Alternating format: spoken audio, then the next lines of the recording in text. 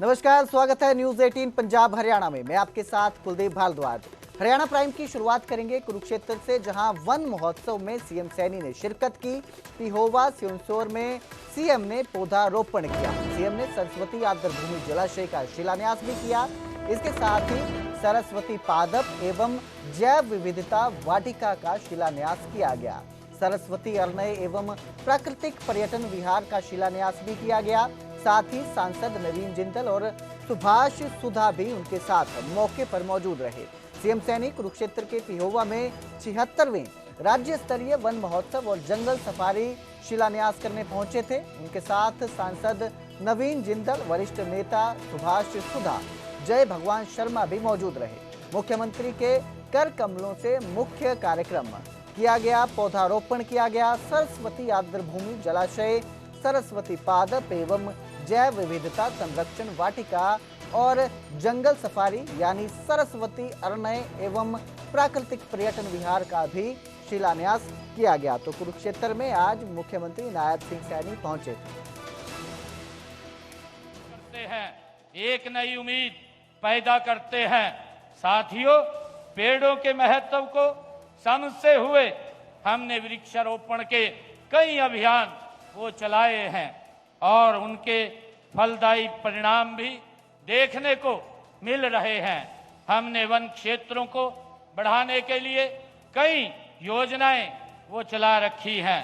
देश के यशस्वी प्रधानमंत्री आदरणीय नरेंद्र मोदी जी ने 5 जून 2024 को विश्व पर्यावरण दिवस के अवसर पर दिल्ली में बुद्ध जयंती पार्क में पौधारोपण करते हुए एक पेड़ मां के नाम एक अनूठा अभियान की शुरुआत देश के यशस्वी प्रधानमंत्री नरेंद्र मोदी जी ने की है।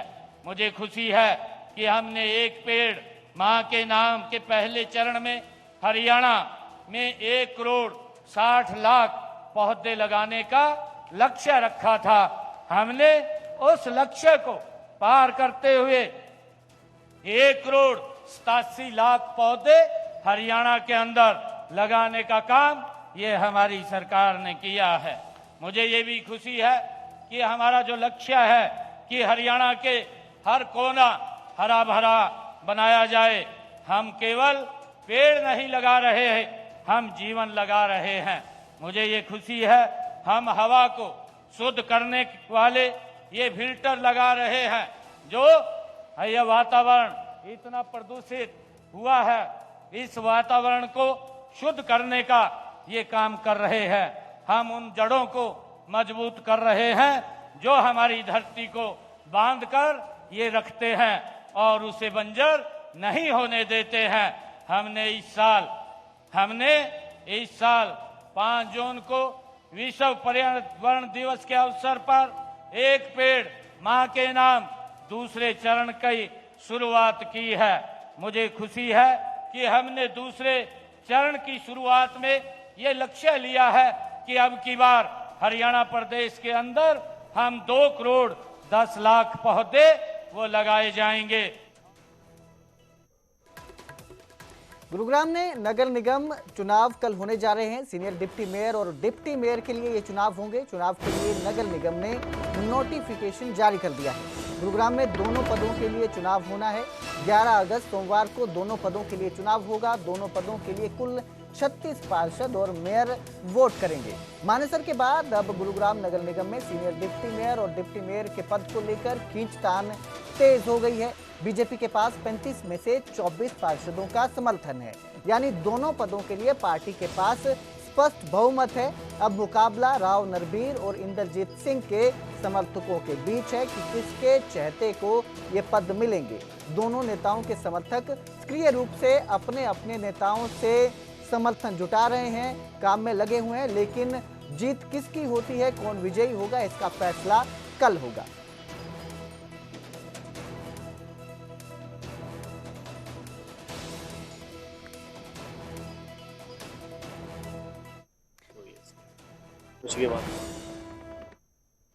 और अब बात करेंगे देश की बढ़ती रफ्तार की, जिसमें अब 3 और वंदे भारत जो है वो ऐड कर दी गई हैं। पीएम मोदी ने 3 नई वंदे भारत ट्रेनों को हरी झंडी दिखाई है।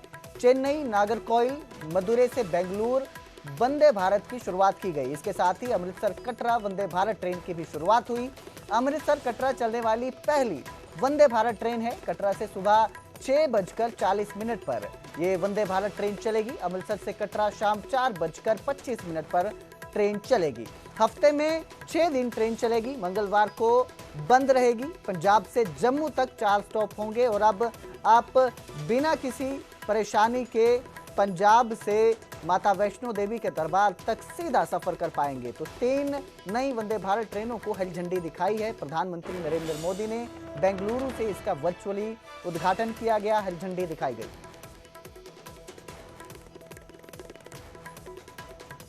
जो ये ट्रेन है इसको फ्लैग ऑफ कर दिया जाएगा और अभी जो माहौल है वो बहुत लोग खुश है यहाँ पे और चेहरों पे जो है जो स्माइल है वो साफ दिखाई दे जाती है। सर कितना आप देखते हैं फायदा इसका, इस ट्रेन का, आप इस ट्रेन में आप सफर करेंगे?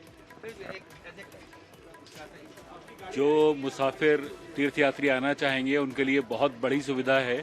इससे पहले अमृतसर से वैष्णो देवी आने के लिए बहुत मुश्किलों का सामना करना पड़ता था, लेकिन अब इस ट्रेन के आने से जो तीर्थयात्री हैं, जो श्रद्धालु हैं, ब्यास जाने वाले हों, चाहे हरमिंदर साहिब जाने वाले हों, वैष्णो देवी जाने वाले हों, उनको बहुत ज़्यादा सहूलियत होने वाली है। वंदे भारत में सुविधाएं कितनी मिलती हैं? क्योंकि आपने जैसे कहा दिखते पहले आती थी, सुविधाएं क्या क्या आपको लगती हैं?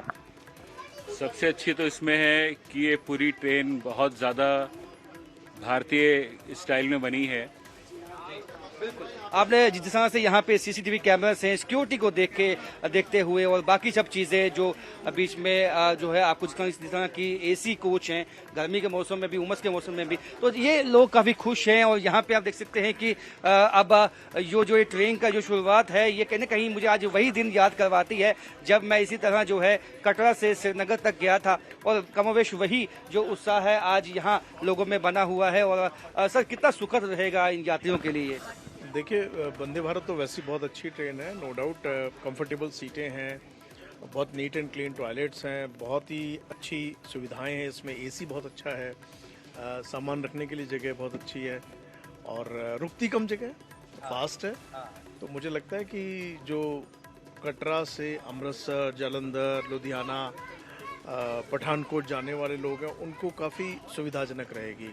आपको लगता है जो ट्रेडर्स हैं खासकर जम्मू कश्मीर के, उनको भी फायदा होने वाला है क्योंकि ट्रेड काफ़ी होता है पंजाब के साथ उनका? देखिए, जो प्रगति का पहिया होता है, जब वो चलता है तो उसका लाभ तो सभी को मिलता है। ट्रेडर चाहे जालंधर के हों, पंजाब के हों, कटरा के हों, जम्मू कश्मीर के हों, सबको इसका बेनिफिट मिलने वाला है। मैम आप कैसे देखती हैं इस जर्नी को, एक यात्री के लिए कितना सुखद? मैं तो रेलवे पर्सन हूँ, तो हम कोशिश कर रहे हैं लोगों को बहुत सुविधाएं देने की, ताकि देश ही कनेक्टेड ना रहे, सब तरह से लोगों को आने जाने की सुविधा रहे, माल ढुलाई की सुविधा रहे, चीप कंफर्टेबल मतलब पॉकेट फ्रेंडली और कंफर्टेबल जर्नी हम उनको दे सके।